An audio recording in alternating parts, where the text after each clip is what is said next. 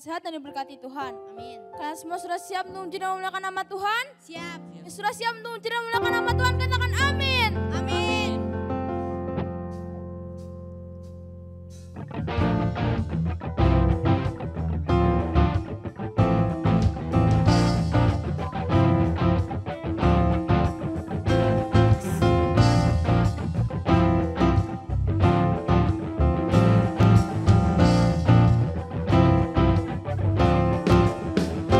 Kasih yang begitu besar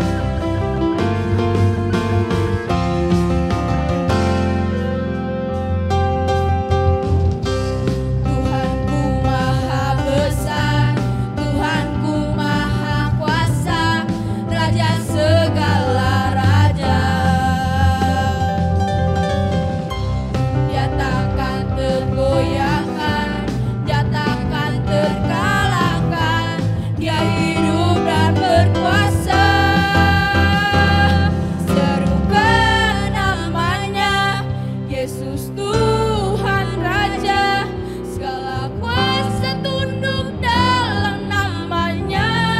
Dia luar biasa, perkasa, mulia. Yesus nama di atas segala nama.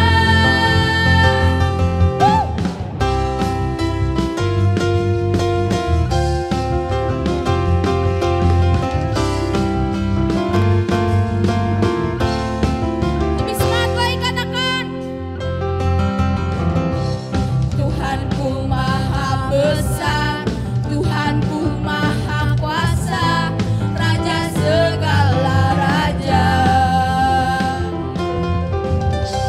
Dia takkan tergoyahkan, dia takkan terkalahkan, dia hidup dan berkuasa.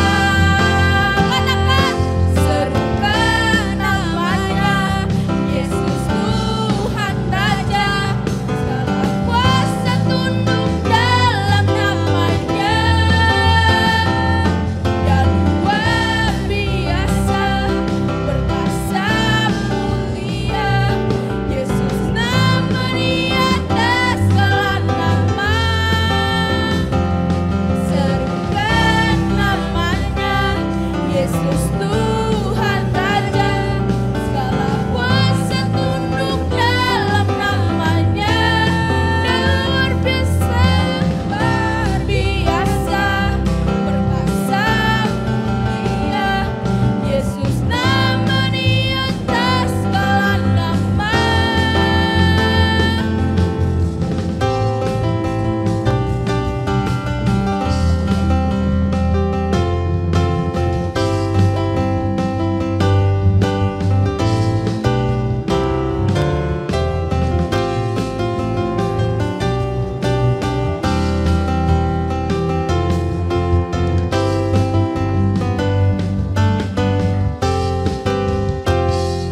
Serukan namanya, Yesus Tuhan Raja, segala kuasa tunduk dalam namanya.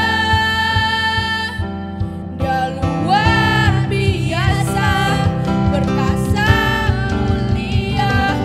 Yesus nama di atas segala nama.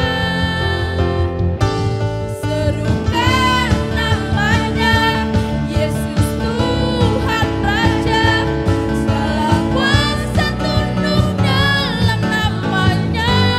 Dia luar biasa, perkasa, mulia. Yesus nama di atas segala nama.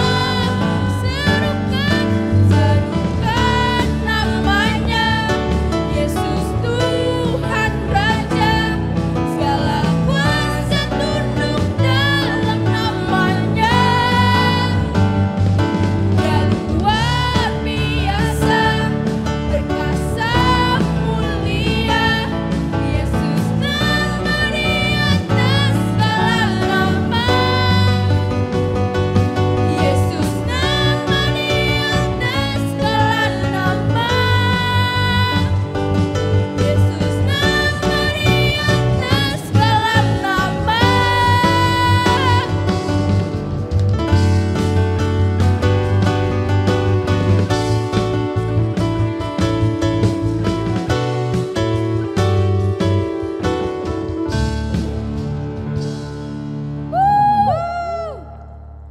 Teman-teman, kita sudah memuji dan memuliakan nama Tuhan. Sekarang kita mau mempersiapkan hati kita mau menyembah Tuhan lebih lagi. Kita mau merasakan hadiratnya, teman-teman.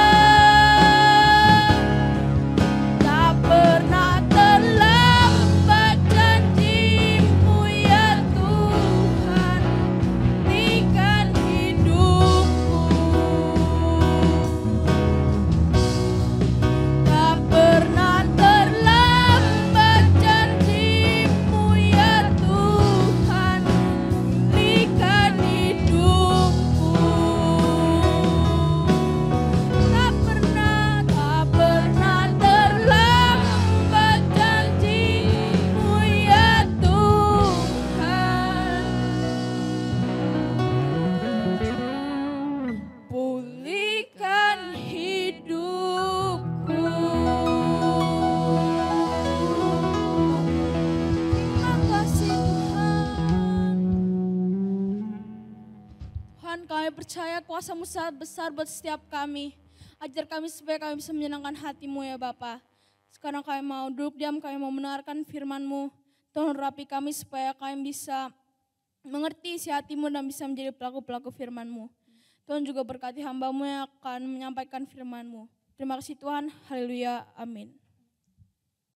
Shalom teens, apa kabar semua? Aku percaya kita semua dalam kondisi sehat ya, kita semua dalam kondisi baik-baik aja. Nah sebentar kita mau mendengarkan firman Tuhan, aku minta adik-adik di rumah serius ya, persiapkan Alkitabnya, duduk yang sopan, duduk yang rapi, kita akan mulai mendengarkan firman Tuhan. Ya adik-adik, di bulan Juni ini kita akan banyak membahas hal mengenai karakter. Nah di minggu pertama ini aku mau mengajak kita belajar satu sikap, satu bisa dibilang satu attitude juga yang kelihatannya sederhana, kelihatannya mungkin sepele, yang mungkin kita secara nggak sadar dalam sehari-hari mungkin kita lupa gitu, kita melakukan hal ini. Dan yang kita mau bahas hari ini adalah tentang don't lie atau jangan bohong. Nah, terkadang mungkin kita menganggap bohong kan nggak apa-apa kok. Sedikit-sedikit aja supaya misalkan demi mencapai tujuan tertentu gitu loh. Entah mungkin kita berbohong supaya nggak diomelin papa mama, kita mungkin berbohong supaya nggak diomelin ibu guru, atau dan yang lain-lain macam hal yang mungkin kita anggap itu kecil atau itu nggak penting gitu. Tapi kita akan banyak membahas tentang bohong nih sebenarnya boleh apa enggak sih? Ya kan sebenarnya bohong kan nggak boleh ya, adik-adik di rumah juga tahu bohong nih nggak boleh. Tapi terkadang kita mungkin suka lupa, atau kita mungkin suka terjebak dalam satu kondisi yang dimana memaksa kita untuk mungkin berbohong gitu loh. Daripada begini, daripada nanti dia kenapa-kenapa, atau mungkin daripada aku kenapa-kenapa, lebih baik aku bohong deh. Sebenarnya itu nggak boleh adik-adik. Nanti kita akan banyak membahas mengenai ini di slide-slide berikutnya ya. Oke, pertama-tama aku mau menjelaskan dulu apa sih artinya bohong. Nah, bohong itu artinya adalah memperkatakan suatu pernyataan yang tidak sesuai dengan kenyataan yang ada. Contohnya misalkan begini. Besok ada ulangan, ditanya sama papa mama. Misalnya ya, Moses, kamu sudah belajar apa belum? Moses lagi asik main game.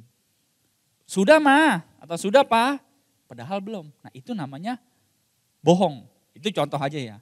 Kemudian banyak hal lain lagi, misalkan ditanya sama papa mamanya, ya kan mengenai udah bikin PR apa belum? Wah kita lagi asik main game, atau kita mungkin lagi asik nih nonton YouTube. Sudah. Ya, asal ditanya, ada PR apa enggak? Enggak ada. Ya kan? Itu sebenarnya boleh apa enggak? Enggak boleh. Kenapa dibilang enggak boleh? Ada firman Tuhannya, adik-adik boleh buka di rumah. Ada di Imamat 19 ayat 11. Berkata seperti ini. Janganlah kamu mencuri, janganlah kamu berbohong, dan janganlah kamu berdusta seorang kepada sesamanya.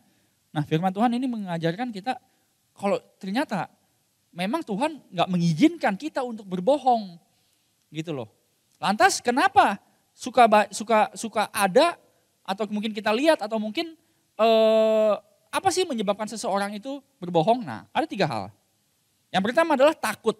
Takut kenapa? Nah, biasa kan kalau namanya takut kan pasti kita sudah melakukan kesalahan nih ya enggak? Kita misalkan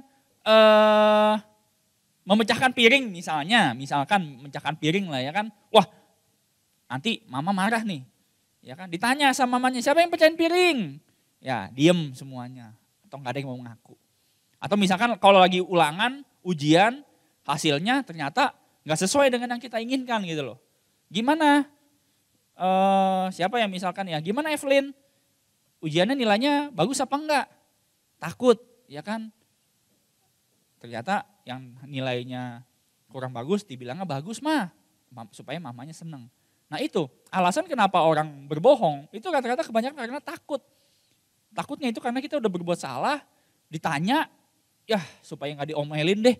Nah itu yang memaksa orang untuk berbohong gitu loh. Tapi tetap nggak boleh ya, apapun yang kita lakukan itu salah, sekalipun itu salah lebih baik kita akui. Mungkin memang betul kita akan mendapatkan konsekuensinya dari kesalahan tersebut. Misalnya kita ulangan, dapat jelek, mah aku cuma dapat nilai 5, pasti itu diomelin. Ya kan pasti itu diomelin. Kenapa? Nggak belajar apa segala macam. Itu nggak apa-apa. Lebih baik kita diomelin, lebih baik kita ditegur, tapi kita tuh jujur jadi orang. Nah itu menyenangkan Tuhan gitu. Lebih baik kita jujur, dari kesalahan tersebut kita jangan ulangin lagi supaya nggak diomelin, bukannya dengan cara kita berbohong, tetapi apa?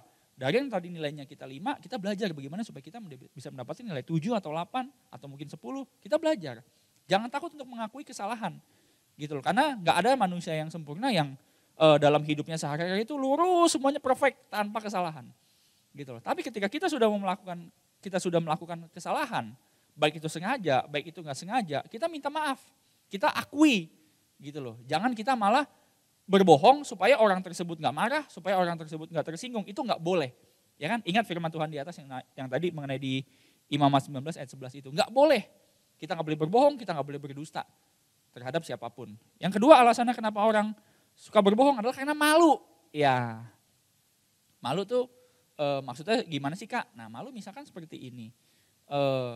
Dikatakan mungkin dalam kehidupan berteman, ya kan, teman kita punya handphone yang lebih bagus gitu kan. Ternyata handphone kita nih versinya yang jadul punya lah atau mungkin ketinggalan zaman. Lantas karena takut atau malu diledekin. Lu hari gini handphonenya masih itu-itu aja. Lantas kita bilang, oh enggak, aku punya handphone juga ada kayak gitu. Bahkan lebih bagus, tapi ada di rumah. Nah itu juga gak boleh.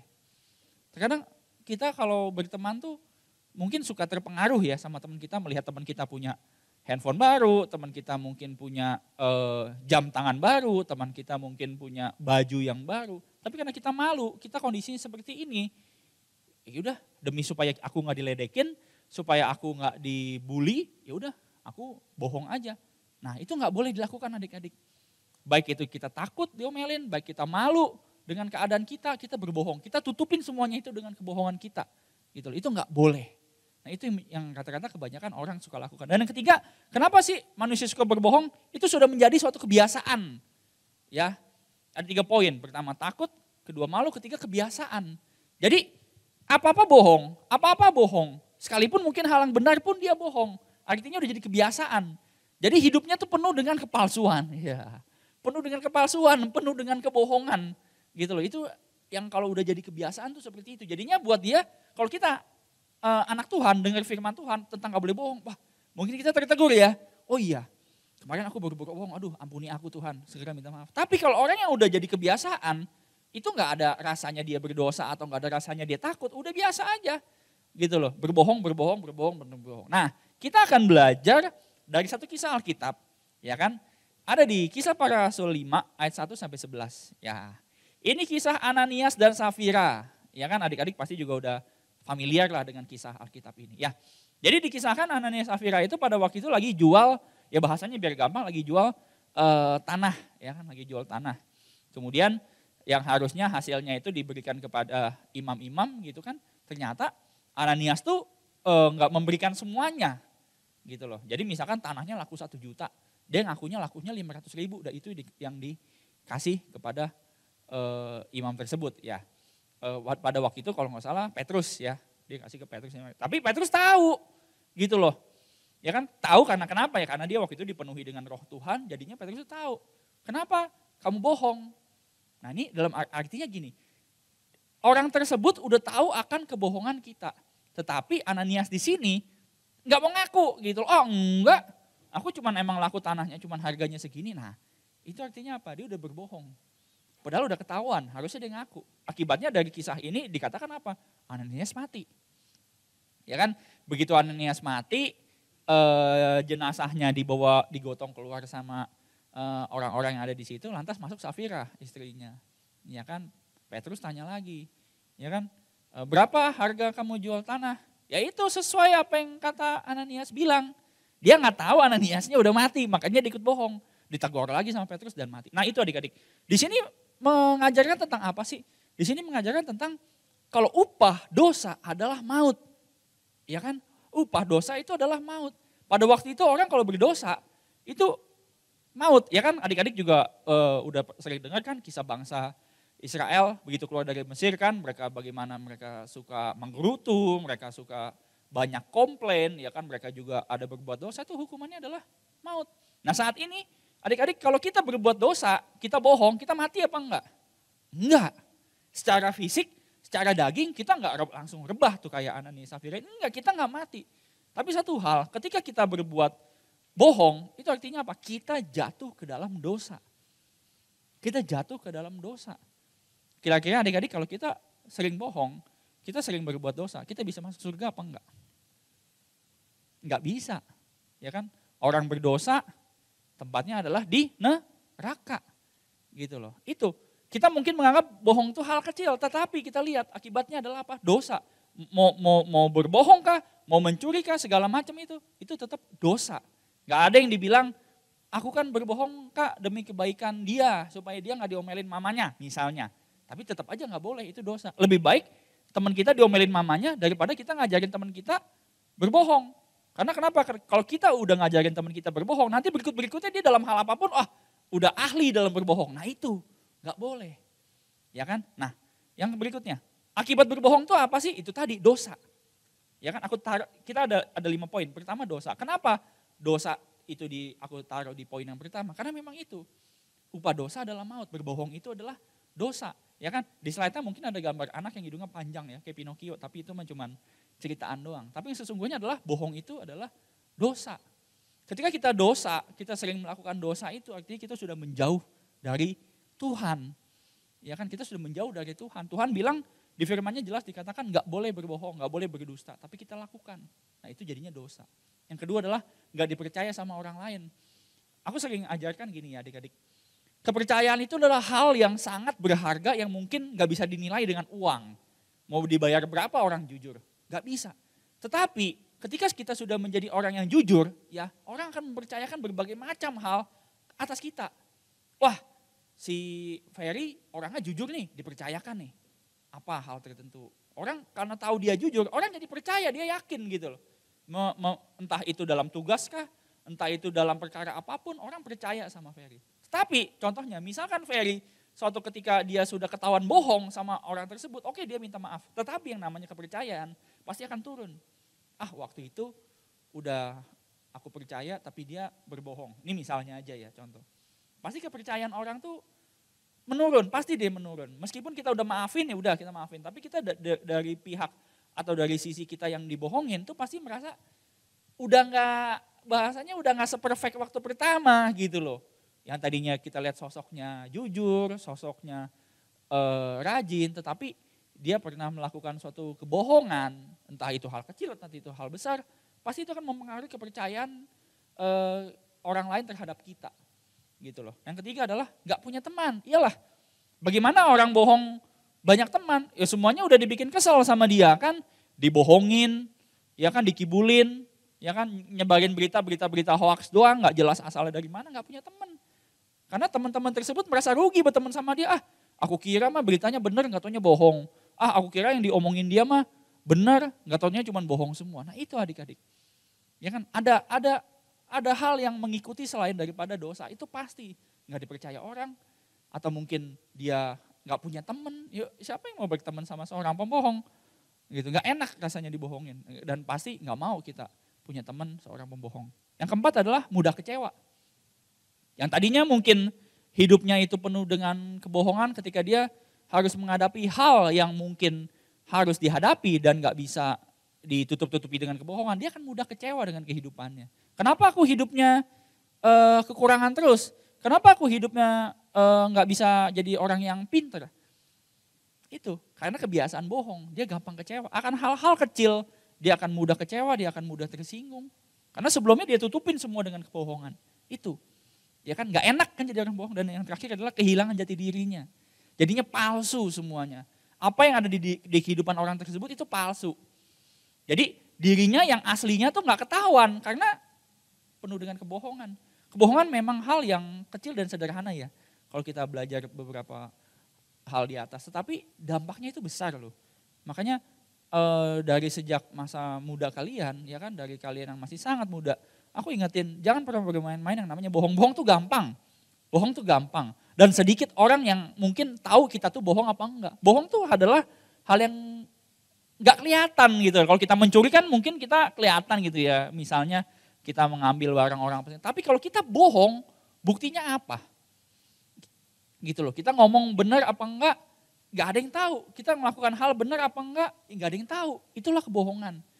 Tetapi dampaknya besar, merugikan orang lain, nyusahin orang lain, itu terhadap orang lain, tetapi terhadap diri kita sendiri. Apa dampaknya? Itu hal tadi. Aku sebutin 5 hal tadi. Pertama dosa dan kemudian berikutnya. Dampaknya sebesar itu bagi kita. Makanya jangan sekali-sekali, ya kalau kita mungkin pernah melakukan hal bohong, ya minta ampun sama Tuhan. Belajar, kalau aku ngomong sama yang laki mungkin belajar gentle lah. Kalau udah salah, yang aku salah. Kalau yang cewek apa ya. Tapi intinya gitu loh. Kalau kita udah melakukan kesalahan, ya kita ngomong salah, kita minta maaf. Ya kan pasti diomelin, pasti ditegur, itu udah pasti. Tetapi ketika kita berani, ya kan kita berani mengakui kesalahan kita, artinya tuh ada sesuatu yang dalam diri kita yang siap diubahkan sama Tuhan. Ya kan ada suatu hal yang Tuhan siap dandani lebih baik lagi. Amin. Jadi akui aja kesalahan itu. Gitu ya. Yang terakhir adalah jangan bohong. Ada di firman Tuhannya di Matius 5 ayat 37 berkata seperti ini. Jika ya, hendaklah kamu katakan ya. Jika tidak, hendaklah kamu katakan tidak. Apa yang lebih daripada itu berasal dari si jahat. Oh, artinya apa? Yang mengajarkan bohong itu adalah iblis. Ya kan? Ada ulangan nggak? Ada. Ada PR nggak? Ada. Kalau nggak ada ya bilang nggak ada. Kalau ada ya bilang ada. Simple. Hal simple kan. Jangan bermain-main dengan kebohongan ya adik-adik. Jadi mulai sekarang kita belajar, kita lihat, kita koreksi. Seberapa sering sih kita bohong? Untuk hal apa sih kita bohong? Hal besar atau hal kecil? Kita belajar. Jangan sampai kita menjadikan kebohongan itu sebagai kebiasaan. Karena ingat, ya kembali lagi, upah dosa adalah maut. Ya kan ketika kita berdosa, kita jauh dari Tuhan. Siapa yang tahu nih, misalkan hari ini kita bohong nih. Ya kan enggak tau-taunya besok Tuhan Yesus datang. Kita nggak diajak ke surga. Siapa yang tahu? Makanya jangan jadikan kebohongan itu suatu kebiasaan. Jangan jadikan kebohongan itu sebagai hal yang sepele, nggak ketahuan. Jangan jadikan kebohongan itu hal seperti itu. Tapi kita ingat, hal yang dilarang Tuhan sekecil apapun itu adalah dosa. Kita harus ingat itu. Itu adalah dosa dan kita jangan lakukan itu. Ya adik-adik, itu aja hari ini pesan firman-Nya yang aku mau sampaikan. Biar kiranya bisa menegur kita, bisa mengkoreksi kita supaya kita bisa menjadi anak Tuhan, menjadi pribadi yang lebih baik lagi. Mari kita berdoa. Bapa, terima kasih untuk kebaikan-Mu ya Bapa. Hari ini Tuhan kami boleh belajar Tuhan mengenai satu sikap, yaitu jangan bohong. Ampuni kami Tuhan kalau mungkin kami suka lupa. Ampuni kami Tuhan kalau mungkin kami terbiasa Tuhan dengan sikap bohong ini Tuhan. Ampuni kami Tuhan. Mulai hari ini Tuhan kami mau belajar Tuhan. Kami gak mau lagi bohong Tuhan, tapi kami mau menjadi anak-anak-Mu yang jujur. Kami mau menjadi anak-anak-Mu yang dipercaya oleh manusia dan dipercaya juga oleh Engkau ya Tuhan. Ampuni kami ya Bapa, ampuni kami ya Tuhan. Sebagai hamba-Mu Tuhan, aku mau berdoa Tuhan untuk anak-anak-Mu yang ada di rumah ya Tuhan. Berkati terus anak-anak-Mu Tuhan dengan kesehatan, dengan hikmat dan kepintaran. Tuhan jagai pergaulan mereka, Tuhan jagai mulut lidah bibir mereka Tuhan. Supaya mereka terus memperkatakan firman-Mu dan mereka terus memuji-Mu Bapa. Terima kasih Tuhan, kami serahkan doa kami ke dalam tangan-Mu. Di dalam nama Yesus kami sudah berdoa ucap syukur, haleluya, amin. Oke adik-adik, sampai di sini kita ketemu lagi di waktu yang akan datang. Terima kasih, Tuhan Yesus memberkati. Bye-bye.